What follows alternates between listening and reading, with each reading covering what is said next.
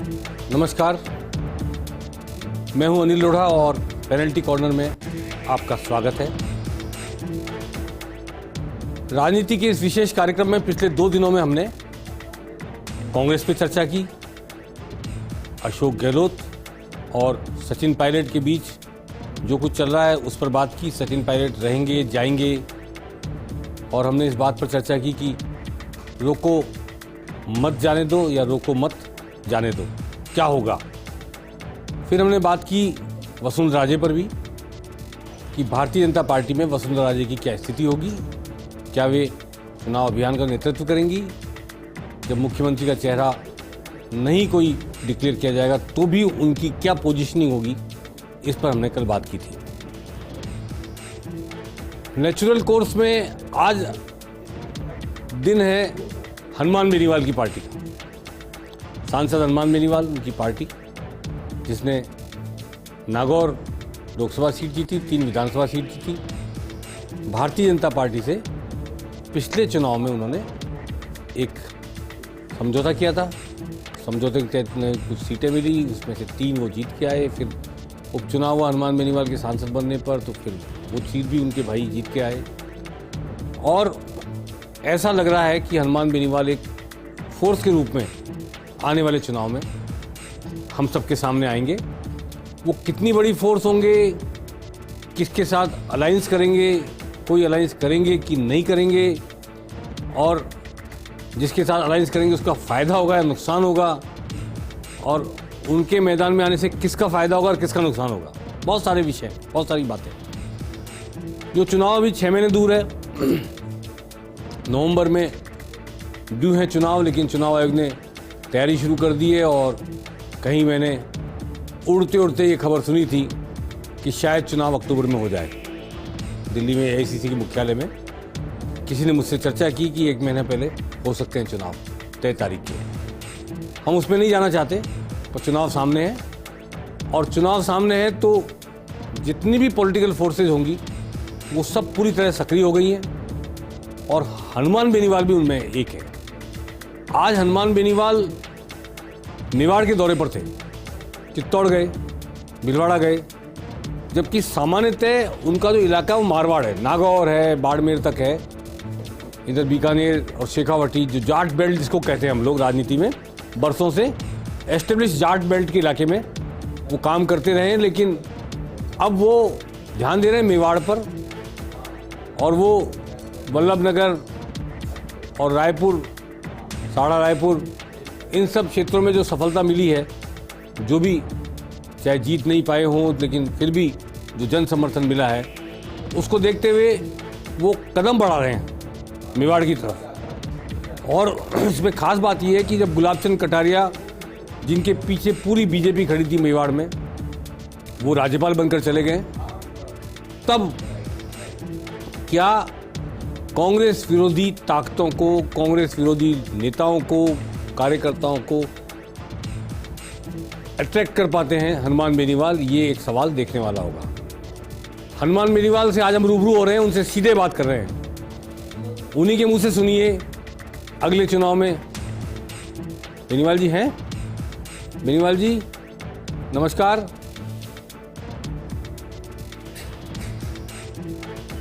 हनुमान बेनीवाल जी नमस्कार।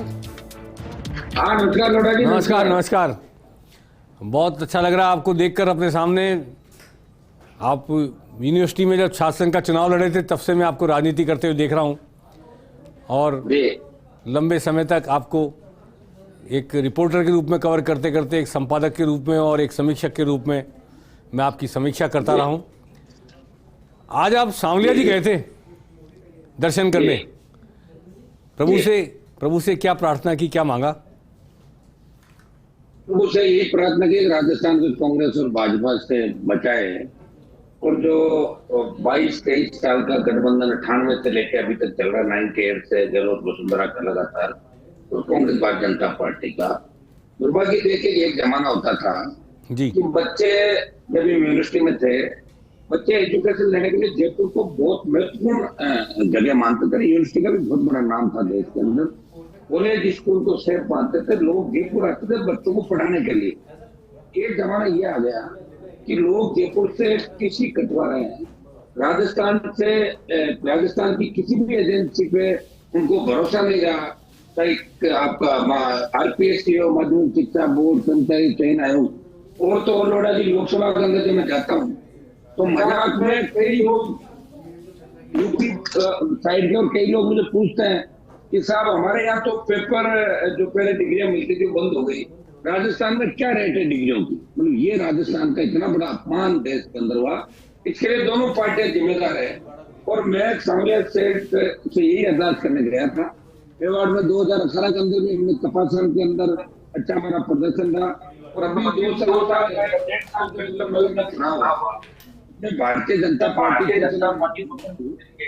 और दरियावाल के भी आरक्षण का समर्थित उम्मीदवार सेकंड नंबर था और बीजेपी थर्ड नंबर थी वहां पे, तो मेवाड़ और आज मैं उदयपुर के अंदर 2 कार्यक्रम थे, चित्तौड़ में था दिन भर, मैं भीलवाड़ा हूँ, तो एक बार मिलने जुलने का कार्यक्रम भी रखा मैंने पार्टी कार्यकर्ताओं से, और यहाँ के प्रमुख जो इश्यू थे कुछ इश्यू जैसे स्थानीय लोगों को रोजगार मिले या जितनी भी बड़ी सीमेंट कंपनियां हैं जिन के, ये लगातार गुंडागर्दी यहाँ पे कर रही है भीलवाड़ा, चित्तौड़, मेवाड़ इलाके के अंदर, और इसको लेकर मैं हमेशा लोकसभा में मामला उठाता रहता हूँ। स्थानीय लोगों को अच्छी प्रतिशत रोजगार मिले, कानून दिल्ली बनाए और स्टेट भी कानून बनाए। मैं हमेशा जवान किसान की बात करता रहता हूँ, और जवान किसानों के लिए मैंने राष्ट्रीय लोकतांत्रिक पार्टी का गठन किया। बेनीवाल जी, इस बार मैं दावे के साथ कहता हूँ, बेनीवाल जी के साथ कहता हूँ लोढ़ा जी, 23 में राष्ट्रीय लोकतांत्रिक पार्टी बहुत मजबूती से राजस्थान के अंदर उभर के आएगी, बड़ी पार्टी के रूप में। तो क्या अकेले लड़ेंगे चुनाव इस बार? न बीजेपी न कांग्रेस, किसी के साथ नहीं? बीजेपी कांग्रेस दोनों से गठबंधन नहीं करूंगा।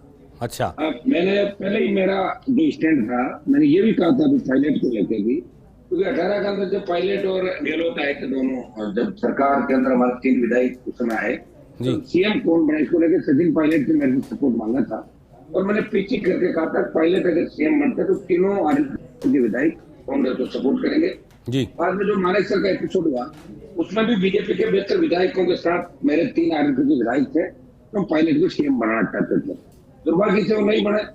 अभी मैंने कहा कि अगर वो पार्टी छोड़ते हैं, अगर वो कांग्रेस में रहते हैं, हम गठबंधन नहीं करेंगे, भारतीय जनता पार्टी से हमारा गठबंधन नहीं होगा। हम जवान किसान को क्या जवाब देंगे?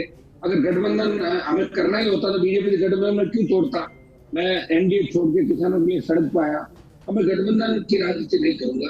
मैं तमाम उन दलों से जो कांग्रेस बीजेपी के खिलाफ, यूपी एनडीए के खिलाफ जो दल है, जो राजस्थान के अंदर अपनी हैकी करते हैं, जवान किसान दलित शोषित पीड़ित की बात करते हैं, उनके लिए गठबंधन के रास्ते हमारे लिए खुले। तो आपका कहना, दोनों दलों का गठबंधन नहीं। आपका कहना ये है कि अगर सचिन पायलट कांग्रेस से बाहर आ जाते हैं, अलग पार्टी बनाते हैं या किसी पार्टी के साथ जुड़ते हैं, तो आप उस पार्टी के साथ गठबंधन करने के लिए तत्पर रहेंगे?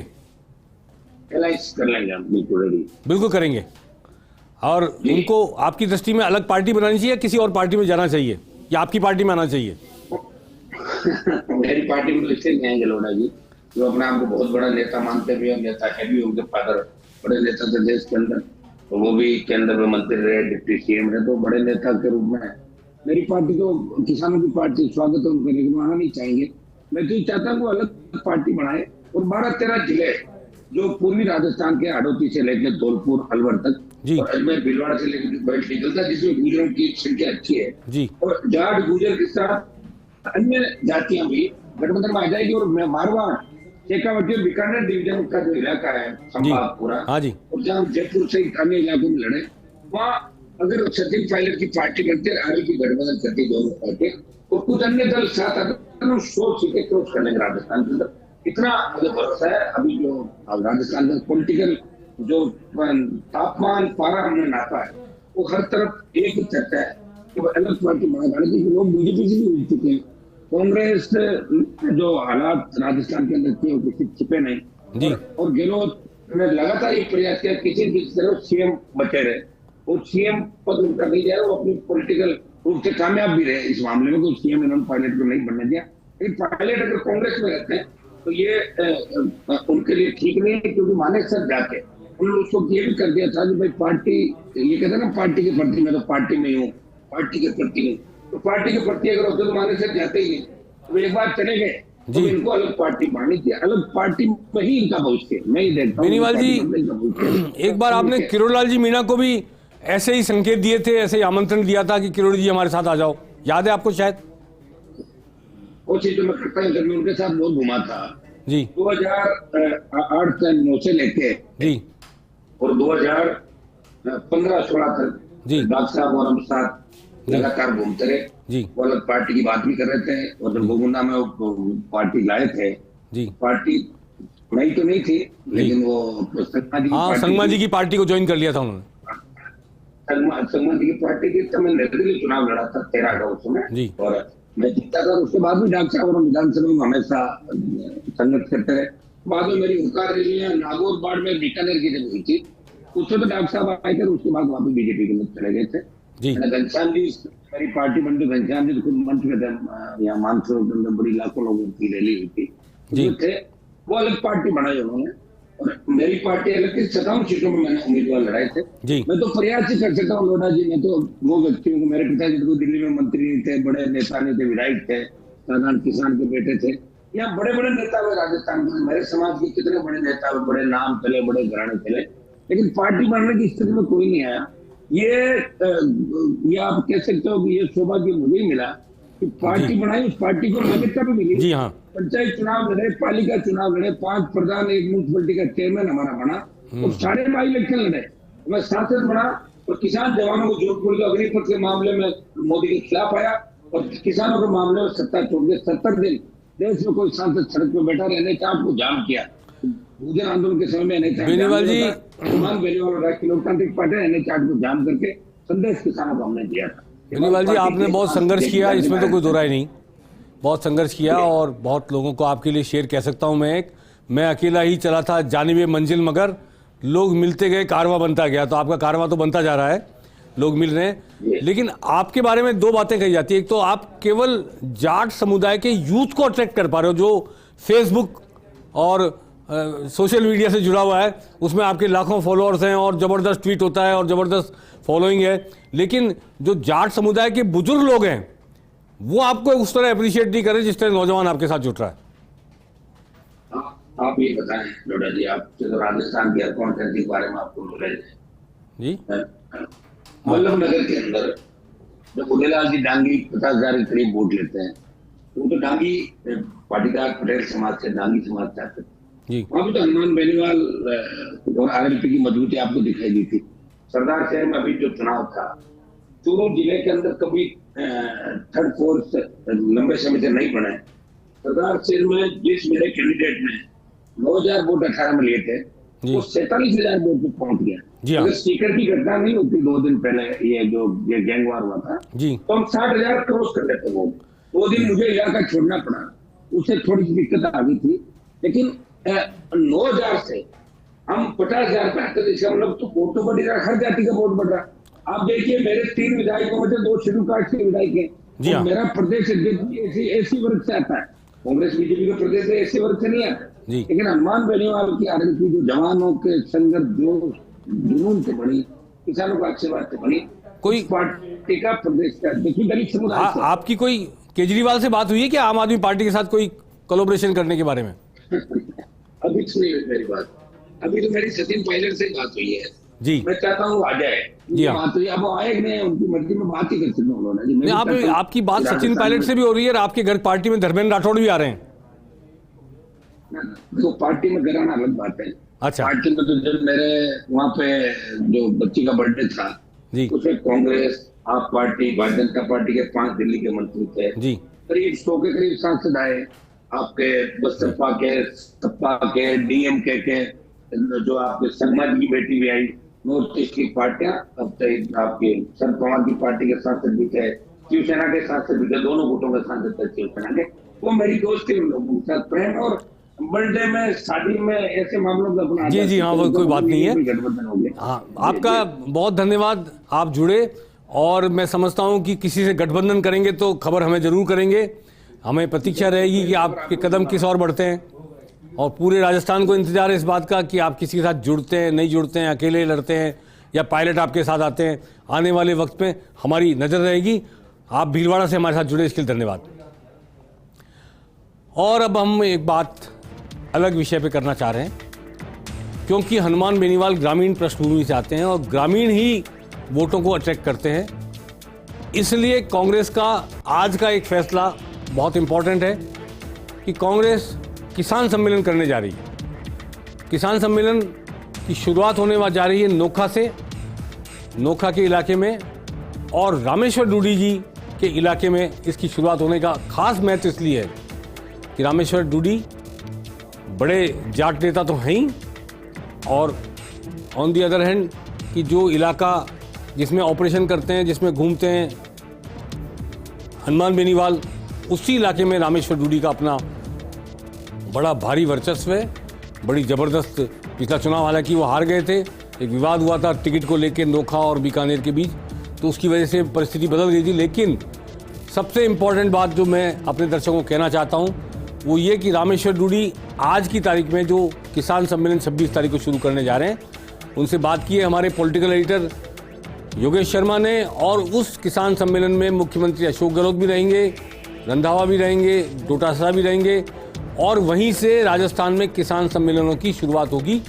ग्रामीण वोटों को अट्रैक्ट करने और अपनी नीतियों से जोड़ने, उनके क्रियान्वयन से जोड़ने की शुरुआत रामेश्वर डूडी के इलाके से इसलिए महत्वपूर्ण है कि रामेश्वर डूडी अकेले ऐसे नेता थे जिन्हें रायपुर अधिवेशन में भाषण देने का मौका दिया गया। राजस्थान के किसी नेता को रायपुर अधिवेशन में बोलने का मौका नहीं दिया। अचानक सबके कान खड़े हो गए, सबकी आंखें चौंक गई, सबको लगा कि ये अचानक कहाँ से आए, और इस तरह आला कमान ने इनको एक बड़ा अवसर दिया राजस्थान को रिप्रेजेंट करने का रायपुर अधिवेशन में।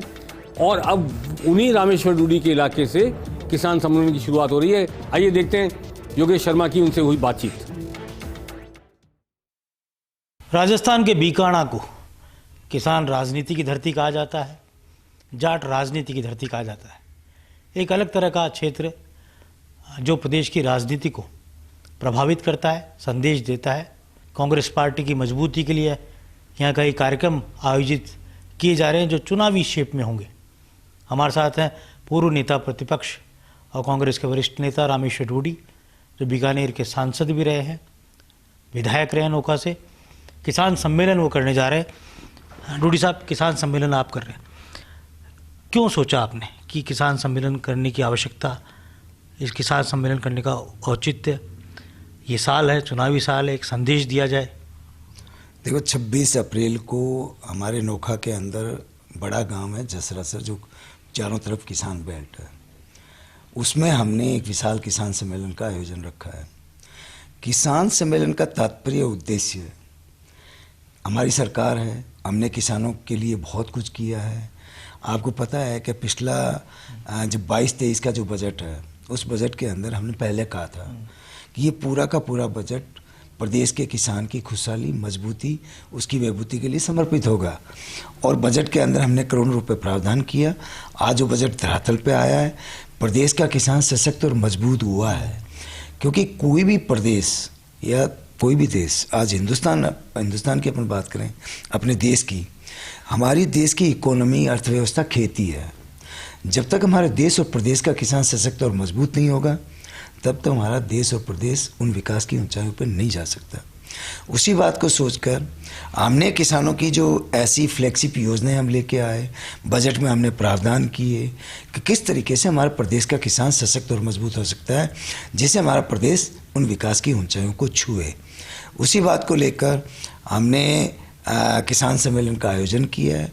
उस किसान सम्मेलन के माध्यम से हमने जितनी 4.25 साल के अंदर जो सैकड़ों फ्लैगशिप योजनाएं लेके आए, चाहे स्वास्थ्य के क्षेत्र में लो, चाहे ड्रिंकिंग वाटर के क्षेत्र में लो, चाहे शिक्षा और चिकित्सा के क्षेत्र में लो, चाहे आवागमन के साधनों में, चाहे सड़कों के क्षेत्र में लो, हर क्षेत्र के अंदर हमने बढ़ चढ़ कर काम किया है। कि क्या भारतीय जनता पार्टी, क्या हनुमान बेनीवाल की पार्टी RLP, इन पार्टियों ने लगातार सेंध लगाने का काम कांग्रेस पार्टी के किसान वोट में किया है, तो क्या उसकी रोकथाम के लिए इस तरह के सम्मेलन बहुत लाजमी है?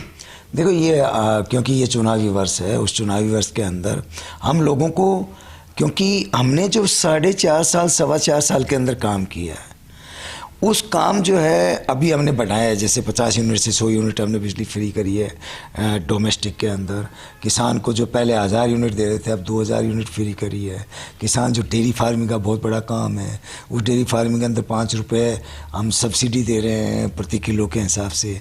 तो उसमें फार्म भी भरे जाएंगे, क्योंकि हमने कैंप भी लगाया है, जो महंगाई राहत कैंप जो हमने लगाया, क्योंकि पूरे देश के अंदर जिस तरीके से महंगाई चरम सीमा पे पहुंच गई, दिल्ली में बैठी भारतीय जनता पार्टी की निकम्मी सरकार जिस तरीके से पूरे देश के लोगों को ठग कर बरगला कर सत्ता ज़रूर हासिल कर ली, लेकिन जिस तरीके से आम लोगों पे कुठाराघात करने का काम किया है, विशेष जो किसान समुदाय है, जो किसान बिरादरी है, उस किसान बिरादरी पे उनके पेट पे लात मारने का काम भारतीय जनता पार्टी करी। आपने देखा होगा कृषि बिल लेके आई थी, किसानों के काला जो है कानून साबित हुआ।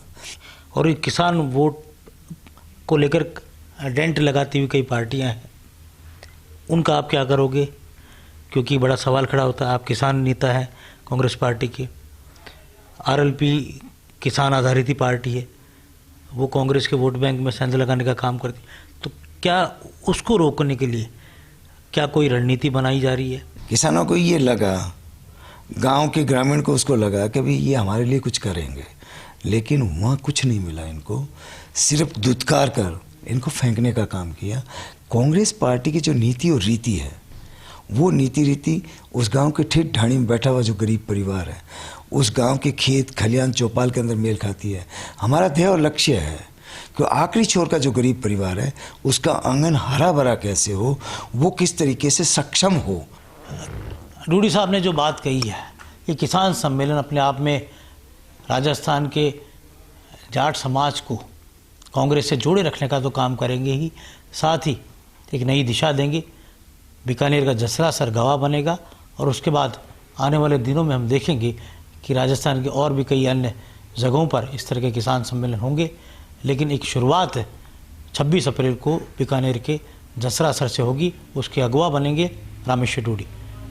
कैमरा जर्नलिस्ट संजय के साथ योगेश शर्मा, फर्स्ट। तो ये रामेश्वर डूडी जी बता रहे थे किसान आंदोलन, किसान सम्मेलन करके उसके जरिए किस तरह ग्रामीण वोटरों को जोड़ने का, उनमें उत्साह भरने का, उन्हें सरकार की योजनाओं से कनेक्ट करने का प्रयास शुरू किया जा रहा है। आज की 2 खास बातें मैं यहाँ बताना चाहता हूँ अपने दर्शकों को। एक तो ये कि मुख्यमंत्री अशोक गहलोत ने कहा है कि उन्होंने सर्वे करवाया है और सर्वे का नतीजा ये आया है कि कांग्रेस की सरकार रिपीट हो रही है। और दूसरी बात, कांग्रेस के प्रभारी रंधावा ने कही है कि मैं पंजाब से यूं ही नहीं आया हूं, जो भी अनुशासन तोड़ेगा उससे निपटा जाएगा, सख्त कार्रवाई की जाएगी, चाहे कितना भी बड़ा आदमी हो। आइए आने वाले दिनों में हम देखते हैं जो दोनों बातें कही गई हैं उनके फॉलोअप में क्या होता है, कैसे मुख्यमंत्री और कैसे रंधावा आगे कदम बढ़ाते हैं। पेनल्टी कॉर्नर में आज बस इतना ही, हम कल फिर मिलेंगे। नमस्कार।